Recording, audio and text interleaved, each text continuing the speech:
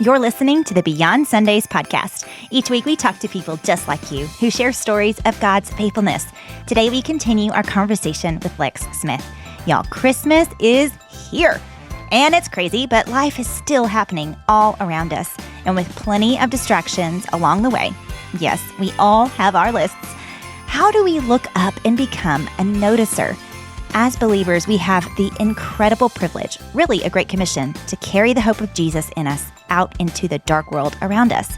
Not because of anything we've done, but because Jesus radically loved us first, came to earth and died on a cross for the sins of the world, for my sins and for yours.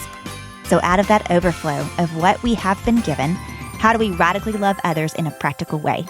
Our world desperately needs to see more love lived out, and it really can be so simple. So I pray that this conversation sparks divine ideas and creative ways for you and I to bless our neighbors this Christmas. And in turn, get ready, because you will be blessed. The Bible says so. So let's get to it. Well, hello, everybody, and welcome to part 2 of our Christmas podcast with Lex Smith. Welcome back. Yay, I'm so excited. I'm so glad that you are back. Me too. Last time we talked, we were chatting about Advent and about how just to prepare the way of the Lord for the season and just being mindful of what it is that the Lord has done for us and what he continues to do for us because of his extravagant love and his extravagance in general, just to come down to this earth to suffer. He is so kind. And we talked earlier about, man, to even know what we've been given because of him is outrageous. Like, can we even comprehend all that we've been given because of what Jesus has done? It's just unending. Yeah, it's unending. Incredible. It goes on and on and on and on. But part 2 for today, it's kind of a two-parter within the episode. We're going to do something different than we typically do within the podcast. For the first part of the conversation, we're going to chat about generosity and what it looks like to be generous with our neighbors, with our family, just with people in general. But then we're going to go into some fun things, just talking about traditions and in the holidays and some recipes. Yes. If y'all know Lex Smith, she's an incredible cook. I learned it from Sarah. No, she did not. But I have adopted many Lex recipes in my recipe box that I've gotten from you. And so you are an incredible cook, and I can't wait to go there too. But before we begin, let's see, this is our second time trying to record this podcast because Sarah messed up big time. No. Big time. I'll just go ahead It's and not note a it. mistake. There's better things in this version. I hope so. We love did it. about 10 minutes without my microphone recording. I just had hers recording. But for the record, both microphones right now are currently recording. Woohoo! It's like we're human. I love it. Yeah. Oh, goodness. So today we're going to chat about how to celebrate this season in thinking about others and giving back, loving sacrificially. You know, in this sermon series that David's in, he's talking about the radical love of Jesus and his radical obedience that he said yes to. It was the joy set before him that he came down here to suffer, to die on the cross for our sins. It was the joy set before him, who was the joy? It's us. Like, he knew what his reward was, and it was reuniting his kids back to the Father. That was the whole point. It's the most radical. Yeah, it's the most radical. It doesn't make sense. It doesn't. And in that, what response do we have? Yeah. And knowing him, that pours out of us. Mm-hmm. Yeah. It's like a byproduct of his generosity and like realizing that it is unending, and no matter what station of life we're in, generosity can just overflow out of us because we always have enough in him. If he's calling you to be obedient or over the top generous, and that's not every time I say that, I hope that people know that I'm not indicating finances. It's like whatever. Yeah, there are other resources. Absolutely. Yeah, the Lord asks us to give. Yeah, and you just have this gifting that he has given just to you. And it's so odd that he'll just knit somebody into your life that you can just be generous with. And that's something that I've learned from him is that some of my abilities and giftings are just I think that they're unique to what the people in my life that need blessings need. And it's like, oh, well, I just happen to be able to do that. Yeah, well, I want you to go into the story right now, because you shared a story earlier about a way in which you were able to use something that you can do to bless someone in your life as a gift. And so I'd love for you to tell that, because sometimes there are seasons in life where money is tight. Absolutely. And we need to be a little bit more creative with it. And even if money isn't tight, we can be more creative with how we think about others and notice each other. It is. So I'd love for you to share that story real quick. Okay, so we were in a season of living very, very small. We had just lost half of our income. I stopped teaching because the Lord had asked that of us. And it did make sense financially, but He is so good. And so one Mother's Day, I felt like we couldn't do it. I mean, it's like a Mother's Day thing, like check it off the list, like get him a gift and, say thank you or whatever. But that season, we just couldn't afford that. And we weren't in a place to be able to do that. And so all I could do, and I felt terrible about it, like, oh man, I can't do anything special for her, but I could clean out her fridge. And so I went and I cleaned out my mother-in-law's fridge, and like, she went on and on and on. I don't know if there's ever been a gift we've given her that nothing's topped the fridge clean out. Seriously. Or, like one year we made a book of all the silly games that my father-in-law has invented with his boys. Aww. And that's meant the most to him. And it's like, there were years we got them legit awesome presents, I think, but the year we cleaned out her fridge, she literally turned around and went and cleaned out her mom's fridge. It meant so much to her. I was like, well, that's meant for you to have a break today. And she's like, no, I just love it so much. But it has become like a challenge in our family. Like, it's almost a disadvantage if you're in a place where you can just give things, because it really inhibits your ability to serve. It starts to become like a checklist. And so I love the years that as a family we've decided, you know what, this year we're not going to buy gifts. We're going to do homemade gifts. And those years you just feel so known and seen when you receive something that somebody put their heart into for you. That is the gift, is like, wow, you know me. And so some of the things that we've done as a family, like going to the dollar store. Is that okay if we go into that? Let's go. I was hoping you'd go here. We, whatever the holiday, Father's Day, birthdays, or whatever, there's not really a time as a kid or even as an adult you just walk into a store and have free reign. And that's what we love about Dollar Tree. And so I think it's not $1 anymore. I think it's like $1.25 now. So just be prepared. But, okay, gotcha. But we would let our kids go in and be like, okay, it's Mom's birthday.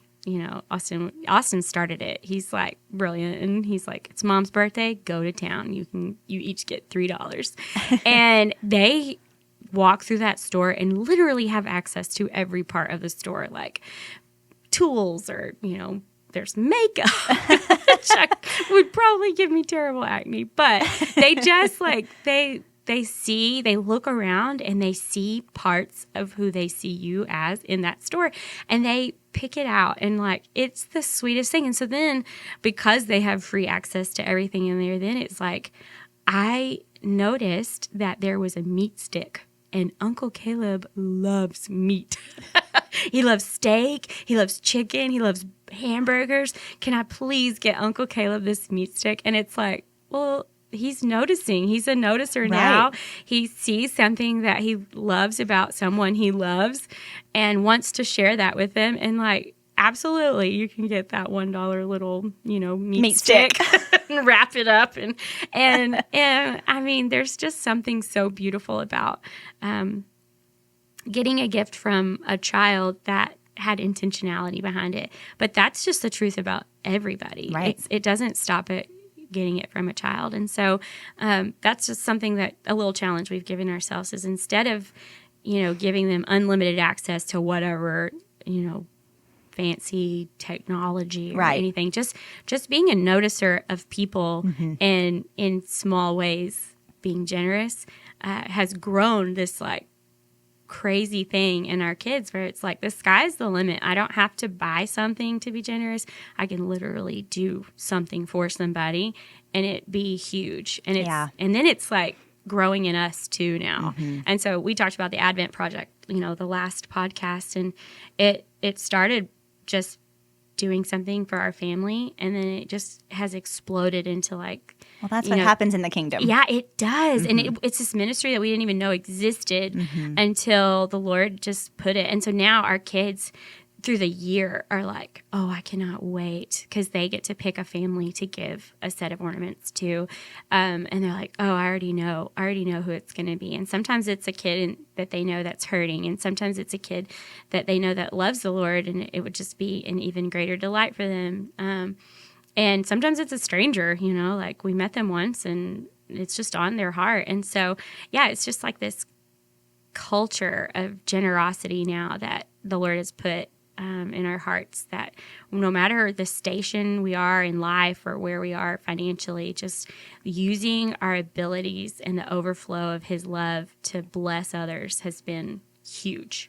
So it's been a lot of fun, and it kind of opened our eyes to how we see Christmas differently, even that we just kind of do it different now, that it's not about a pile of gifts, just rather a pile of love through intentional noticing and knowing somebody well. So, and that is like, I mean, Christmas time is, and even beyond Christmas, but we can always practice noticing others. Yes, absolutely. And asking the Holy Spirit to sharpen that skill and that ability within us is to, that's like a common desire and common need of every man and woman on this earth. We want to be known, we want to be seen, and to be noticed in this culture when, let's be real, the majority of people stare at their phones, even in the line at Starbucks, right? And but the question is, how can we bless our neighbors? How can we look up and see the people around us and ask the Holy Spirit, okay, Lord, who are you highlighting right now? Yeah. Like, is it my neighbor across the street that is literally my neighbor?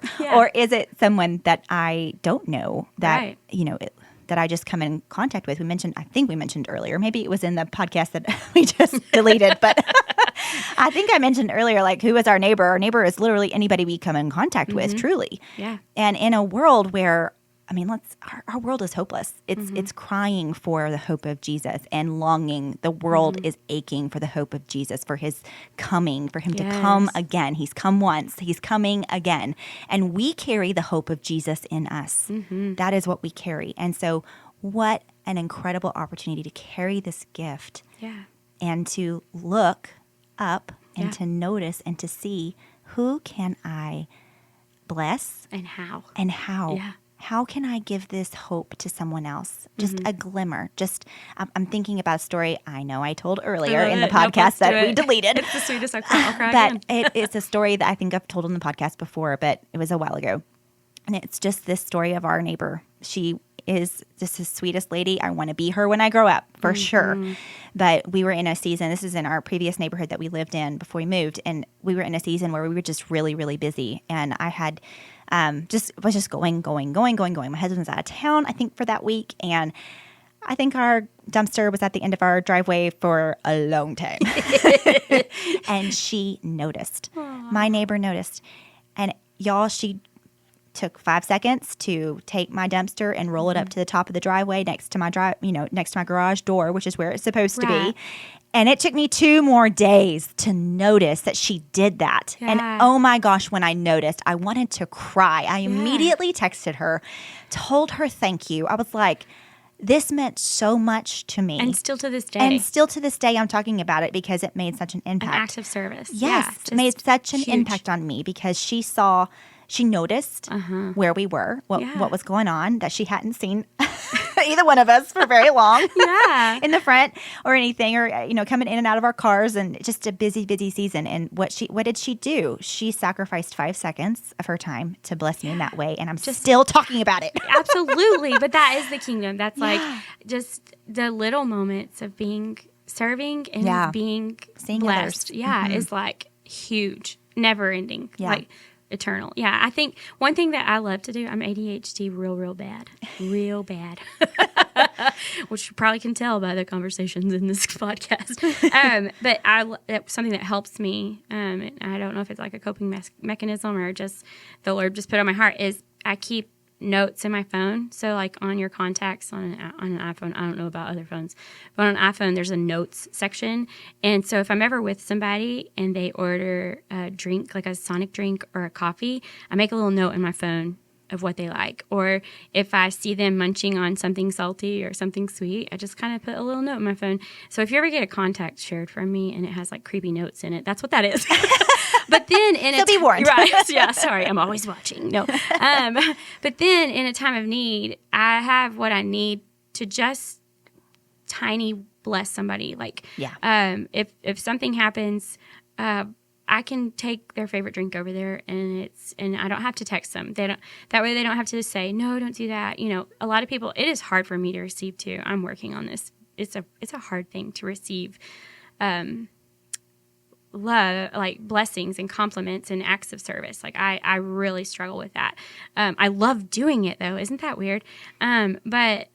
But I feel like that's kind of our culture, is we don't want to put anybody out. We just want everybody to, you know, like when somebody's suffering, it's like, gosh, do I go over there? Do I help them? Yeah, what do I do? Yeah, what do I do? But just making notes of little things that they love. That way, if you can't necessarily spend the whole day over there sitting with them in struggles, that you can speak love in tiny ways. Yeah, for sure. That reminds me of something that I didn't mention earlier when we were chatting, but I'm reminded of it right now, is that we had lost a grandparent 1 year, and it was in the spring. Mm-hmm. And then that Christmas time, everyone in my family received a card from this woman who was praying for our family. I love that. Because they knew there would be a hole at Christmas from our family member. And it took her not a lot of time and the price of a card and a stamp. But she truly remembered and thought about our family and sent that card to us before Christmas, and it blessed every single family member in my family to no ends, because it spoke love. It spoke volumes. It was radical love in a practical way. And it still to this day means I have the card. Absolutely. You know? I bet I know who did it. You might. Because I think she wrote me a card too.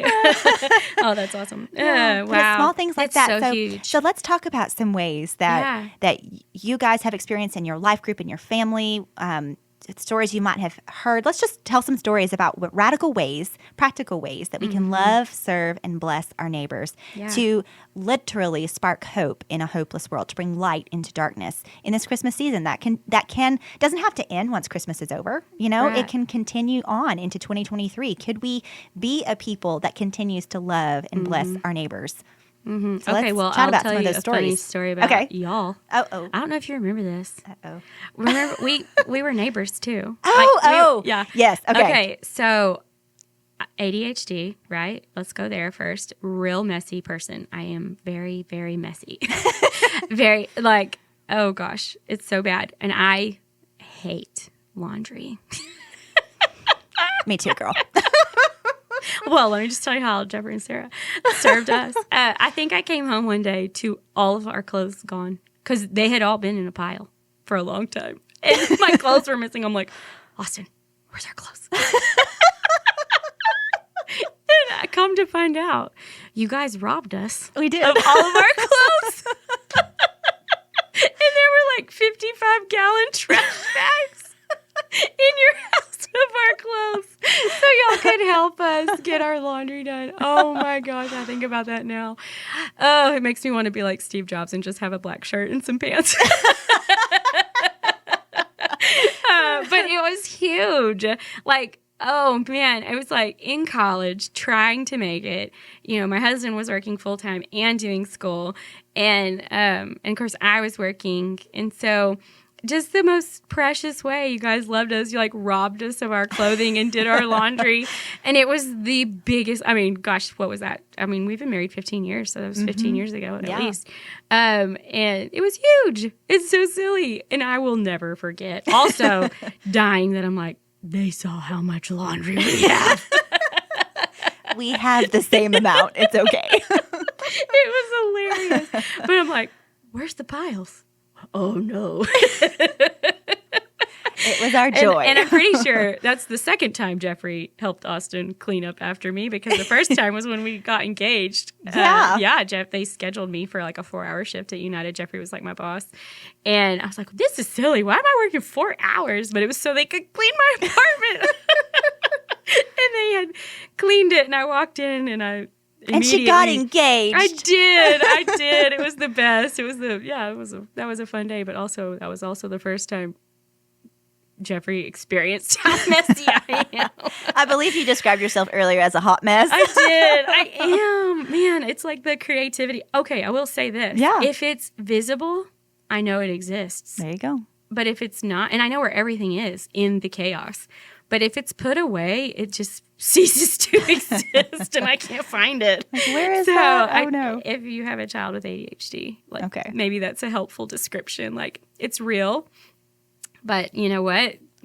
A person told me one time, you can handle more things processing in your brain than most people, and that is a gift. Now, it manifests in ways that maybe look messy to other people, but you've got a lot going on, and that's a gift that you can do that. And so I love that. He's a doctor, and he told me that, and I was just like, oh, man, thank you so much. I thought I was broken. Oh, no. But that y'all did that, served us in that way. So simple. Like, it's something, that's a chore people do every single day. But here 15 years later, like, remembering and reflecting back, gosh, that we literally were your neighbor. We're also friends, but that y'all did that and stepped in a time of need. And so, I mean, Christmas is crazy, and still life is happening where people are struggling with grief, anxiety, and just all of these things. Like, such a small thing to drop off a dinner at somebody's house, or to say, hey, don't worry about dinner tonight. We know you love Chick-fil-A. We got you a gift card. Or, anything tiny. We're coming to get your laundry, whatever you say. We're either going to come in and get it, or we're going to rob you. I think we might have gone through a window. Yeah, that's probably right. Those houses were sketch.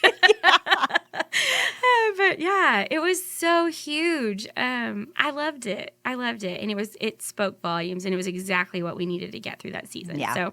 So, cleaning out a car. Oh man, if you know any moms, let me just tell you right now, maybe not. I know my sister-in-law is phenomenal at keeping her car clean, but gosh, cleaning out somebody's car may be the biggest act of love.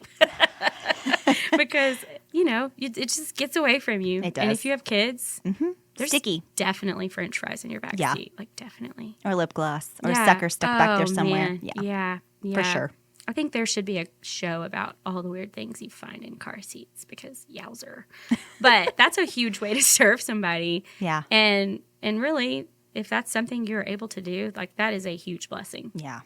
Big. Yeah. There's so many practical ways that we can love and bless our neighbors. I mean, not necessarily the people that live right next door. We mentioned that. But, you could make cookies and deliver them to somebody that like your coworker or something that's having a hard day. Or we mentioned this earlier, but paying for the car behind you in the Starbucks line, like that. I've been on the receiving end of that and didn't know the car in front of me. And I'm like, who was that? Yeah. Yes. And oh my goodness, thank you. Absolutely. Like that, and then I want to pay it forward, right? Because I've been blessed, and I just want to bless others out of the obedience or of this other person and the abundance from this other person. I'm like, wow, it just spurs hope. It's just a little highlight in your day, like, oh, Lord, you're so good to me that in the smallest ways you see me, and you use your children to love on me in every moment. Yeah, I'd love for you to share the story about your life group. You mentioned this in the context of this could be, thinking through Christmas and how to be generous. You can grab a group of friends together to do this, or coworkers, or... It was actually our school. Yeah, or a life group or whoever. Yes. But why don't you tell that story about what y'all do? Well, you have like these Christmas parties, and it's a sock exchange or a mug exchange, or, all of these like little things, and they're just little things that just end up adding to your... to the laundry pile your neighbors are going to steal. No. But then... Instead, we as a school decided, like, what can we do to go out instead of adding more to this our community and in our little circle?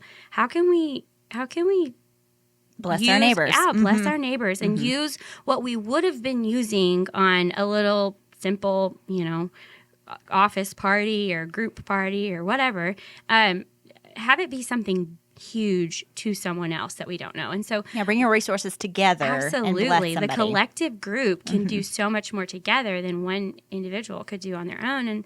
And so as a school, we reached out to some local churches and ended up getting in contact with Love and Care Ministries, and they kind of keep a list of families that need help for the holidays. Like they just kind of have that in their in their hearts to know that people want to bless people, and they just kind of make notes of families that they can bless. And so we told them about how many of us there were as a school that we wanted to do that, and they gave us a pretty large family. And really and truthfully, they only assigned the kids, but because of the loving heart of our little community, they ended up blessing that mom, like buying the mom tons of stuff too.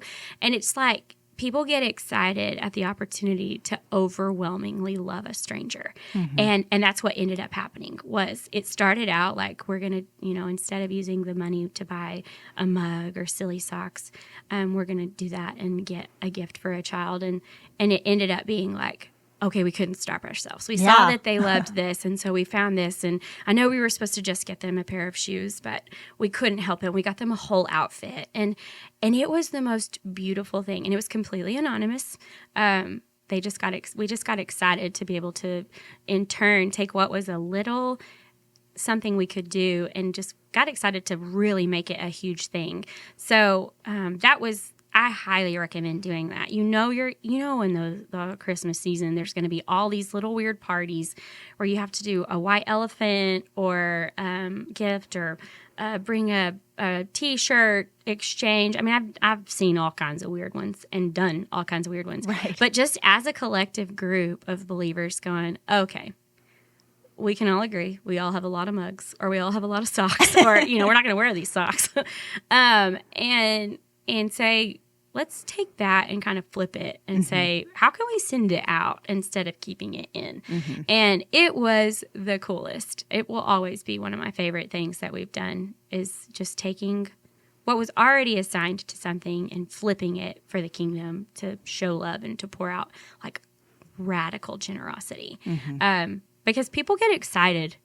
I mean, that's why all of those videos like make you cry, is because seeing a radical generosity and love, and when somebody's like wasn't expecting anything, and then not only got something but got more than ever imaginable, like that is the kingdom. And so it's my favorite. Like I love it so much more than getting it. I'm like, oh, let's just do that. Let's give away everything we own because I love it. And it's just because we get excited to see what the Lord does with those little things. Yeah, because He's so faithful. Oh my goodness. He does so much with just our simple obedience. That's all He asks of us, and He's the one who brings the fruit. He's the one who, oh man, goes above and beyond. It's like what Pastor David said in our Restful Life series, when he was like, God's power plus you equals far more than all we could ask, think, or imagine. Absolutely. So, like you can't even dream up that stuff. We have no idea. And that's why His glory just shines all the more in those moments. It's like, gosh, that was hardly anything, but because He knows that person so well, it was everything. Right. Like only He could do that. And so, oh man, Christmas is like primo time to let the Lord shine and do huge things. Yeah. Through generosity and loving on people, even strangers. Yeah. So that's a really good question to ask of yourself today. Like to be asking yourself, okay, Lord, what does love look like in this season for me, for my family, for my life group, for my kids? How can we turn around and bless those that we come in contact with? Right. And Lord, teach me to be more obedient and to be listening to your words of, hey, you're a little gentle. I feel like they're gentle taps. Like if I'm too busy, I may not get the tap. I may not hear it, right? I may not feel it or sense it. But I am praying that this season, for me at least, I'll slow down enough to be aware and to look up to see the people around me and go, okay, Lord, what do you have? What do you have? Yeah. It's like a treasure hunt. Absolutely. Like, what do you have for today, Lord? Yeah. I'm so excited to join you in what you're doing.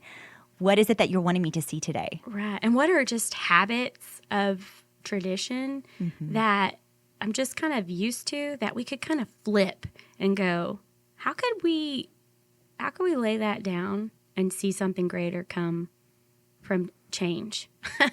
Like, do we really need a ton of presents or the biggest thing, or, do we really need to do that? Or what can we do this year that's different? Can we challenge each other to go, no, even within our home, how can we challenge to our family and each other or our roommates or whoever to go, let's do a challenge where instead of participating in buying gifts and fretting over that, let's make something, or let's do an act of service together that would speak love and see the gift that comes from that instead of this physical thing we're unwrapping. I absolutely love it. Well, we're going to share a lot of ideas on how you can bless. We love our city around here in the big country, and we love partnering with so many different people just to turn around and bless our neighbors. But if you don't live anywhere near the Abilene area or the big country, we're going to have a whole list of ways that are very practical, of ways that you can be intentional to love your city, to love the people that you come in contact with, to love and bless your neighbors. And so if you will head on over to the show notes for that list, we're going to have some generic options, some that include just a prayer walk. I mean, prayer is a big deal. We need to be praying for our neighbors. We need to be 100%. praying for, the Lord to bless our neighbors by name, if you know them by name. Ask for salvation for those that live in your neighborhood or that go to your school. Whether you're in college and you're on break, be praying for your university.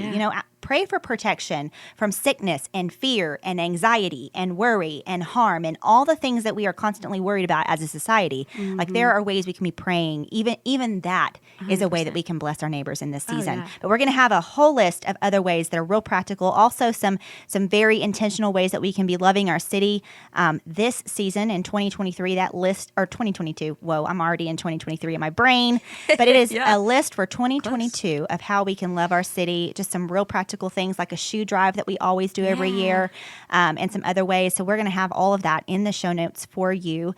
So make sure that you take a look at those show notes. But before you sign off, we're going to do like a rapid fire. Oh, I love it. And to the podcast with some, the Christmas favorites. Okay. Okay. So really, it's just, I'm going to let you answer. So I'm going to ask the questions and you're going to answer. Okay. Got it. Because Christmas is fun, and we talked about God being fun, and Christmas is fun, and I think this is fun too. So I want you to tell us a favorite Christmas memory. When I was little, my grandparents used to do Christmas, and there were like 13 of us, 9 of us. I don't even know. There was a bunch of us. They got us all yoga ball, like those big giant. Do you know what I'm talking about? Like the big ball that you do exercises on? Yeah. If I was an exercise person, ball. I would. Oh, okay, there you go.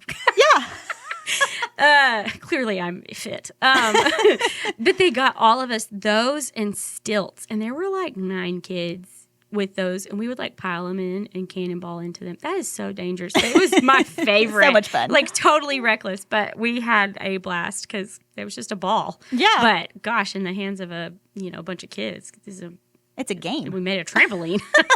Yeah, that was a lot of fun. Oh, yeah. So my next question was favorite Christmas gift you've ever received. Was that it, or something different? Well, one year, I think it was the presentation of the gift, but Austin, it was a very big purchase for him. He planned for a long time and completely surprised me. It was concert tickets, I'll just say that. And he wrapped it in every holiday's wrapping paper. He was like, so this is your Christmas gift and your Valentine's and our anniversary and your birthday. But it was so many boxes. I was opening so many boxes, and really and truthfully, it was just a piece of paper with some rocks in there, but because it was a ticket. But my kids laughed so hard every time I opened one more layer of box. It was the experience of opening the gift. It really, truly was. Yeah. The gift was incredible. It was so sweet. But that was my favorite. That was one of my favorite gifts. That's awesome. Okay, favorite Christmas tradition. There's lots of traditions out there, but what's your favorite? I take my kids to Hobby Lobby and let them pick out an ornament every year. Oh. And it is so random.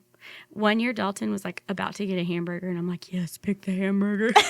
Hamburger. That's hilarious. It is. One year, I think Tristan picked an RV with a Christmas tree on top. Like, no telling why, but there's every ornament you can imagine. To him. Yeah. It does. Yeah. And so it's my favorite. So now we have like each one of them have a little pile of their ornaments that they've picked through the years, and you just see their little personalities grow. It's my fave. That's cute. I highly recommend it. Okay, favorite Christmas song. It could be one that we sing at church or one that we don't. It doesn't matter. Okay, I did too. Okay. Well, my absolute favorite Christmas song is Joseph's Lullaby. Okay. I can't. I'm writing that down. I will cry because I think Joseph is like the most underrated, like servant-hearted, Christ follower, obedient son. And just hearing those words just be prepared. It's so Okay. good. All right. And then favorite church Christmas song is "Oh Holy Night." When it says "the weary world rejoices," like I It gets feel me that too. to my bones. I do too. It almost takes me down to my knees. I pretty mean, much. really Yeah. and truthfully. It does say fall on your knees, but I'm already there because Yes. when it says the weary world rejoices, I'm like wrecked by that Yeah. because it's true. I'm so aching true. for it right What now. is your favorite rendition of that? Do you have one? Well, I like Carrie Underwood's, hers, but then also, what is her name? She's super boho. Oh, Lauren Daigle? Yeah. Oh, I yeah. like hers. Why? What's your? I listen to all of them. All of them wreck me. What's yours? I don't really have a particular favorite okay. one, but I'm just saying, like, when we sing that song Yeah, on Sunday, same. I am on Me too. the floor I just in a heap of mess. Yes, waterproof mascara, Yep, or for don't sure. even care because it's like Yep. we need to be wrecked like We that do. every day, and that one gets me every time. Yep. You're right. Amen. All right. Favorite Christmas movie? Well, because I home alone all year long, I do not limit that to Christmas. I say Elf. Okay. I didn't even know Christmas movies were a thing until Elf. Yeah, We didn't have honestly, a tradition. I didn't know that either. Yeah. I mean, I loved the old school Rudolph growing up. Yeah, The old, like, the claymation Yeah. kind of one, you know? yeah. And I remember guess the those. Frosty the Snowman Yeah. was one. But I didn't know like there were like Die Hard Christmas. Right. Well, Die Hard. I didn't say that, but apparently that's like a Christmas movie. Supposedly, I had no I heard idea. that. Yeah. But they were like, Why Die is Hard Die Christmas- Hard a Christmas movie? I've never seen it. Oh, I haven't either. But when I said Die Hard, I meant just like Sure. Die Hard Christmas movie people loyalists. Yes. But I love Elf because I home alone all year long. Like that's a classic movie that I love. Well, and it makes you laugh. It is. That's why so I love funny. it. It is. Better It's the my elf. favorite. What's your favorite color? Yes. Yellow ones don't stop. That's my favorite. Francisco. It's so good. I mean, never. There's so many quotes. Yeah, and he's an over the top guy. Yeah. I feel like I'm a little over the top. Yeah. Austin's like, take it down a notch, but that's who I am. If you just need a good laugh, watch Elf. Yes. Can you believe that movie? Isn't it like 20 years old? Is it that old? No, I'm about to look it up. You Okay. keep talking. I'm going to look it up I'm because really good at keep talking. I really think it's People don't usually tell me that. up there. But I know it's old. And I know I knew that there were like talks about doing a second one, but he just wasn't going to do it or something. But I have to tell you, the gum where he eats gum off of the thing. Yes. Dalton ate gum off of the bottom of a DMV chair one time. I was like, where did you get that gum? He goes, is under the chair. And I was like, oh my gosh, Buddy the Elf, it's happening. Oh, gosh. Okay, it came out November 7th, 2003. Are you kidding? No, I had no idea. Okay, That's so amazing. it's a long time ago. Yeah, it is a long time ago. It's great. Still great. Love it. Yeah. Could quote it all day long. Probably Exactly. do. And people are like, what are you talking about? All right, so favorite Christmas day recipe. Now, it could be breakfast, lunch, or dinner. 'Cause Okay. I know everybody celebrates Christmas at Yeah. different times. So I have two that I like to eat and two that I like to make. The two that I like to eat is I have a cousin who makes white chocolate dipped cranberries. You like literally just dip cranberries in white chocolate. And Wow. it is amazing. And then my mama makes pink thumbprint cookies from scratch, and they're like the real good kind where the butter sits on top of the pink stuff because it's like so good. Ooh. Yeah, so good. People fight over those for the white elephant gift. There's always a white elephant gift with them stuffed inside, and like it's the throwdown. Like, get that present. Whatever you need to do, get those cookies. We play dirty for that. Those cookies. Austin and I are like teaming up. But then the two that I make like a star Nutella puff pastry. And like I can sounds share fancy. that recipe. It's so easy. You just like roll out puff pastry, put Nutella on it, and cut it a certain way, and it is beautiful and delicious. Can I ask you to provide all these I would recipes love for the to. show notes? Yeah. Okay, Yeah. great. I will, absolutely. And then my Papa's eggnog is classic, tastes like Christmas. It's basically melted ice cream, but it's so good. When food tastes like the holiday, like Yes. said Christmas or That, like, Thanksgiving, it's nostalgia. like, whoa. yeah, it takes you back. It's like Christmas in your mouth. Uh-huh. Wow. Yeah, and every year there's family members who are like, I need that recipe again. I lost it. So I like have this. Mine has, a recipe's good when it has like chunks of food still on it or like dried bits of Yes, oil. yes. Yeah, so that recipe is covered in basically egg whites and Oh my goodness. and ice That cream, sounds but delicious. it's the best recipe. But yeah, those are like my Christmas recipes. I love them. Oh my goodness. Hopefully I'm not going to share the exact copy because it's pretty gross, but I'll write it up. Thank you. Well, Lex, Yay. oh my goodness, this so fun. episode was so much fun. I hope y'all had fun. See, the second time it was better. I hope so. Thank you for giving me grace today. It was so good. I in love my it. mistake and hotness. We just got to talk longer. It was great. Well, thank you so much for being here today, and Merry thank Christmas. Yay, y'all, Merry Christmas. It's so fun. Wasn't that so much fun? I hope you guys laughed with us, or maybe you laughed at us. Who knows? Sometimes we just need a little laughter in our day. But Lord, may your glory shine through us this Christmas. So I'm just going to wrap up the episode with this question. What is God asking you to do this Christmas season to live love out, to radically love others in practical ways? It doesn't have to be a grand gesture. So maybe start thinking of some small things you could do. Do you know a mom who would cry tears of joy if you cleaned out her minivan? Could you bless your coworkers with a Sonic run because you know their favorite drinks and that Sonic ice is oh so magical? Or what Christmas traditions could you flip inside out for the sake of the kingdom? And don't you know I love a list? So if you're short of ideas, head on over to our show notes for a list of practical ways to love radically this Christmas. We have ideas for those who live locally and those who do not. Also, Lex is so kind and has included her favorite holiday recipes for us, even that puff pastry, y'all. That looks and sounds amazing. So definitely check those out in our show notes. Thanks so much for listening to the Beyond Sundays podcast. We hope you'll have a wonderful day.